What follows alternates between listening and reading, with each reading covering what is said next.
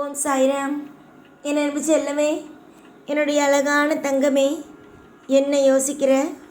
வாழ்க்கையில் இவ்வளோ கஷ்டம் இருக்கே, இந்த கஷ்டத்தில் இருந்தெல்லாம் மீளுவோமா இல்லை இதுலேயும் மூழ்கிடுவோமாண்ணா? இல்லை கடன் அதிகமாக இருக்கே, இந்த கடன்லேருந்து மீளுவோமா இல்லை இந்த கடன்லையே மூழ்கிடுவோமாண்ணா? எதுக்காக மூழ்கணும்?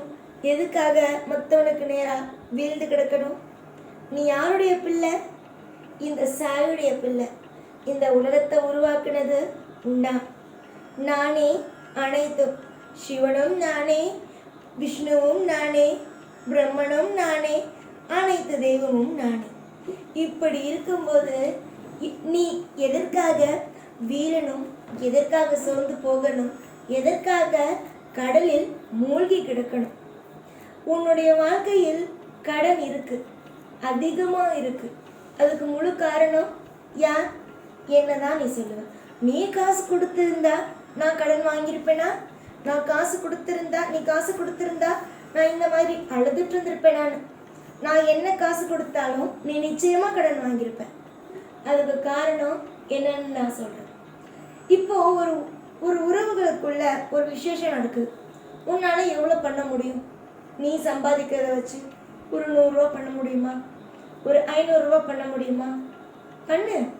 ஆனால் எதிர்பார்க்குறவங்க, அந்த ஃபங்க்ஷனை வச்சு நடத்துகிறவங்க எதிர்பார்க்குறவங்க உன் கையில் 1 லட்ச ரூபா எதிர்பார்த்தா அதை நீ செய்யணும்னு நினச்சா கடன் வாங்கி தானே ஆகணும். அது உன்னுடைய வருமானத்திற்கு அதிகமானது. என்னைக்குமே உன்னுடைய வருமானத்துக்கு மீறி உன்னுடைய வாழ்க்கையில் எதுவுமே செய்யக்கூடாது. உன் வருமானம் என்ன, அதுபடிதான் நடக்கணும்.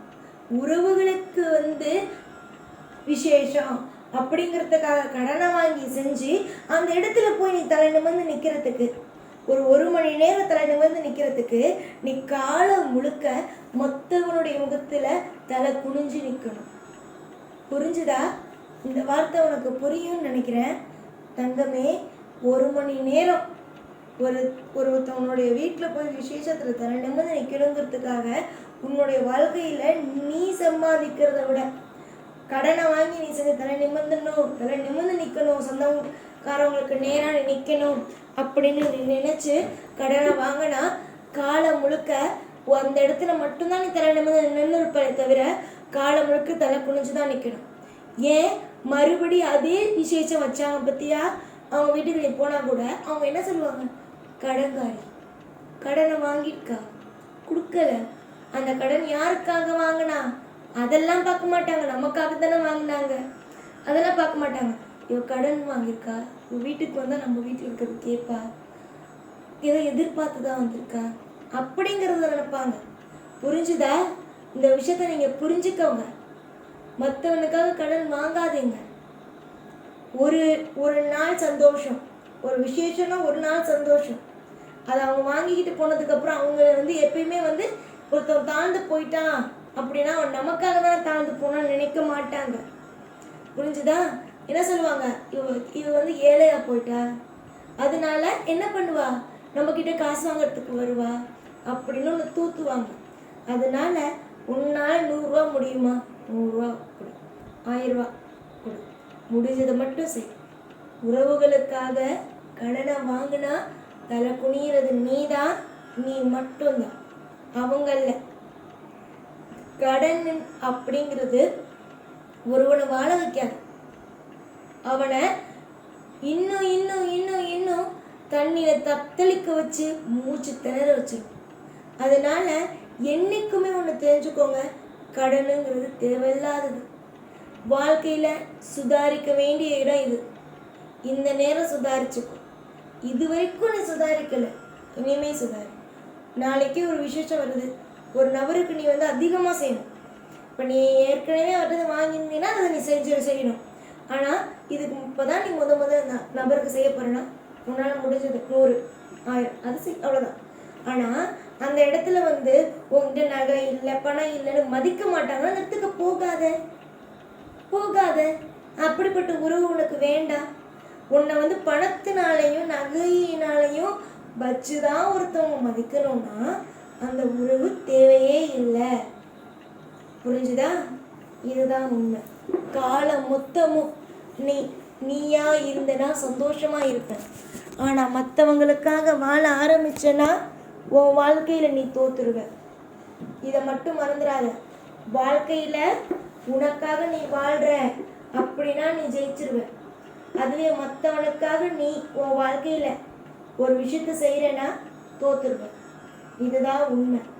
காலம் மொத்தமும் உனக்காக ஒவ்வொரு வழியையும் ஒவ்வொரு நல்ல விஷயத்தையும் சொல்ல நான் இருக்கேன். வாழ்க்கையை தொலைச்சிட்டு எந்த ஒரு விஷயத்திலேயும் கடனில் போய் மூழ்கிடாத. உன்னை காப்பாற்றுறதுக்கு எந்த தெய்வத்தாலேயும் முடியாது. இனி வரும் காலம் மொத்தத்துலேயும் நான் உன் கூட இருப்பேன். நீ இதுவரைக்கும் வாங்கின அத்தனை கடனையும் நான் அடைப்பேன். உனக்கு தேவைப்படுற அத்தனை விதமான விஷயத்தையும் உனக்கு நான் சொல்லி கொடுப்பேன். அமைதியோடு வாழ்கிறதுக்கான வழியை பாரு.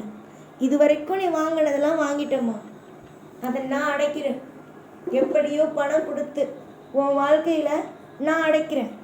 ஆனால் இதுக்கு மேலே உன் வாழ்க்கையில் நீ கடனுங்கிற பேச்சுக்கு இடமே கொடுக்கக்கூடாது. நம்பிக்கையோடு இருங்க.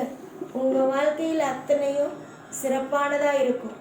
எந்த நிமிஷமும் உங்கள் வாழ்க்கையில் நீங்கள் இதுக்கு மேல் உன் வாழ்க்கையில் எல்லா முடிவையும் எடுப்பது நீதான். உனக்கு என்னென்ன விஷயங்கள் எல்லாம் சொல்ல வேண்டுமோ எல்லா விஷயத்தையும் ஏற்கனவே நான் சொல்லிவிட்டேன். எப்பொழுதும் நிதானமாக இரு. எல்லா விஷயத்திலேயும் அவசரப்படாது. யாருக்காகவும் எப்பொழுதும் எதையும் செய்யாது. உனக்கு ஏதாவது தேவை என்றால் அதற்காக முயற்சி எடுத்து செய். மற்றவர்களுக்காக செய்து கஷ்டப்படாதே. நன்மைகள் நடக்கட்டும். உன் வாழ்க்கையில் எல்லாம் உனக்கு பிடித்ததாகவே அமையட்டும். இன்று கஷ்டம் என்றால் நாளை சந்தோஷம். இன்று உன் வாழ்க்கையில் போராட்டம் என்றால் நாளை வெற்றி. இதுதான் வாழ்க்கை. ஒரே எதிரியாக யாருக்கும் தோல்வியும் யாருக்கும் கஷ்டமும் கிடைப்பதல்ல. உன்னுடைய அத்தனை விதமான குழப்பத்தையும் தீர்த்து உனக்கு இன்பம் என்ற ஒன்றை கண்டிப்பாக கொடுப்பேன் இந்த சார். நம்பிக்கை இருந்தால் தொடர்ந்து என்னை வழிபடு. நம்பிக்கை இல்லையா, பொறுத்திருந்து வேடிக்கை பார். உனக்கு தேவைப்படும் ஒவ்வொன்றையும் நான் தருவேன். நம்பிக்கைதான் ஒருவனுக்கு தேவையை தவிர வாழ்க்கையில் சொந்தம் பந்தம் எல்லாம் அதற்கு அப்புறம்தான். உனக்கு தேவைப்படுவதை கண்டிப்பாக என்னிடமிருந்து நீ பெற்றுக்கொள்ளலாம். அனைத்தும் கஷ்டங்களும் சீக்கிரத்தில் உன்னுடைய வாழ்க்கையிலிருந்து முடிந்து உனக்கு இன்பம் என்ற ஒன்று துவங்கும். எப்பொழுதும் எல்லா நாளும் உன் கூட இருந்து உன்னை வாழ வைப்பேன். அதில் எந்த ஒரு மாற்றமும் இல்லை. சந்தோஷமாக இரு. ஓம் சாய்ராம்.